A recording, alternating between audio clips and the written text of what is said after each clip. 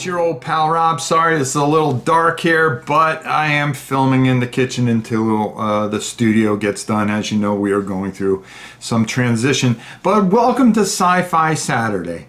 Today I have one for you that is one of my all-time favorite movies that I've ever seen. It actually was the inspiration and a favorite of none other than Ridley Scott, who kind of took his feel for aliens from this movie. From watching this movie, he came up with a basic concept for what he wanted to do with aliens, and that is the terror from beyond space.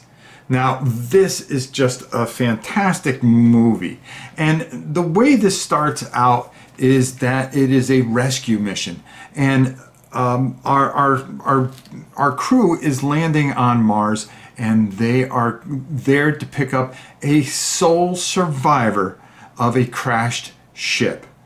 And basically, they are bringing him back to Earth. As you can see, the captain is basically the hero of our story here, as he tries to tell the rest of the crew what had happened to his crew and why they're all missing. But the crew, of course, is under the suspicion that the captain had murdered everyone. So they get back onto the ship and start to head back to Earth. Little did they know that they had a stowaway on board. And who's on board? One of probably the most iconic monsters in film. He really stands out, a true powerhouse. And I remember watching on Channel 9 back in the day, and when they would flash all the pictures of the Wolfman, the Frankenstein. At 1 o'clock after wrestling, we would watch a creature feature, and this image of this monster was always there, and holding the girl. Just an iconic image that has always stayed with me, and one of my all-time favorite movies. Of course, they don't know that what they have on board is a creature from that basically killed the other crew members, and of course they think the captain is lying. But as they soon discover that one of their crewmen, an engineer, matter of fact, two brothers were on there, and one of the brothers goes missing. And when they finally find him, okay, and they realize that it wasn't the captain and that it could be something else, and that the captain once again starts reiterating that, hey, not for anything, this is what happened to all my crew. Of course, the captain of the ship is completely suspicious, and really gives our hero a hard time, not believing him, until, of course, they start running into the creature itself. And the creature is just wonderful. The way it's a cat and mouse game is just wonderfully done. When they finally find the brother, as you can see, his blood is, what the creature does is actually feed off the blood of its victims. And this iconic scene with him in an air shaft, and as the monster would move through the different air shafts, and be very cagey on how he was going.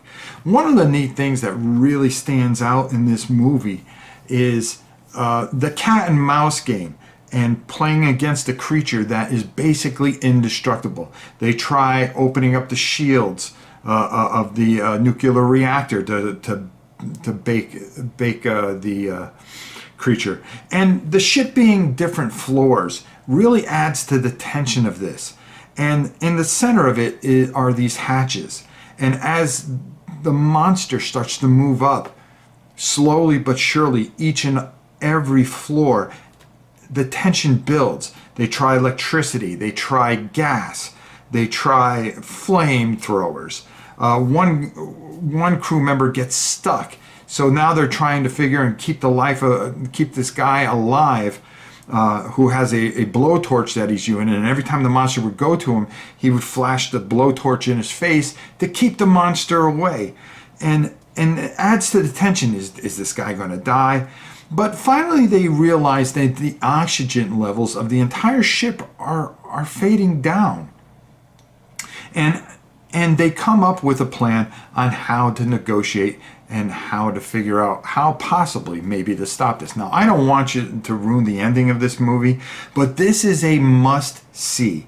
The tension that builds, the love triangle that happens as one of the as the captain gets his leg torn up, and of course starts to get a disease, of course, from a creature from another world, which they can't figure out how to help him as they use up all their blood supplies to just try to keep him alive, and just realizes that he is going to die. But they come up with a pretty masterful plan and how they're going to handle it. One of the other really unique things were how they would problem solve how to try to attack the monster in different ways, by going outside the ship and going down to another level below and working their way up to try to electrocute the monster. The monster is absolutely indestructible, and the tension just builds and builds to its fantastic ending, which is just fantastic. The crew is just fantastic. The strength of each individual character and how they're portrayed really adds and makes this a fantastic must-see science fiction movie. One of the iconic movies to me of all time, and you really need to check this out to see how it ends, because I'm not going to ruin it. Or if you've seen how it ends, you know this is just fantastic. One of the inspirations to Aliens, of course. So let's head up on top and get my final. There you have it. One of my favorite movies of all time. This one is an absolute classic. And, you know, I know everybody's waiting for like Forbidden Planet and all those things, and actually Godzilla, but I talk about Godzilla all the time. I want to show you some of the pictures that maybe some of you haven't seen yet, but need to go check out. As you can see from some of the pictures that I've shown, as well as the actual poster board, The Terror from Beyond Space is a must-see. And an absolute classic. One of my favorites of all time, and I am so glad to kind of present a synopsis of it to you. Just the way the characters interact, the strength of every single character. There's no damsel in distress or anything like that. It's people trying to problem solve, and each one having an individual strength to overcome a monster that is basically one of those creatures that just cannot be beaten. Or can it? Definitely check this out. The Terror from Beyond Space. Now, I hope you're enjoying Sci-Fi Saturdays, and we'll be back again in 2 weeks with another exciting feature. This one is kind of near and dear to my heart, but definitely check it out in 2 weeks, and I think you will enjoy it. Until next time, it's your old pal Rob for Sci-Fi Saturday. We'll see you again, everybody.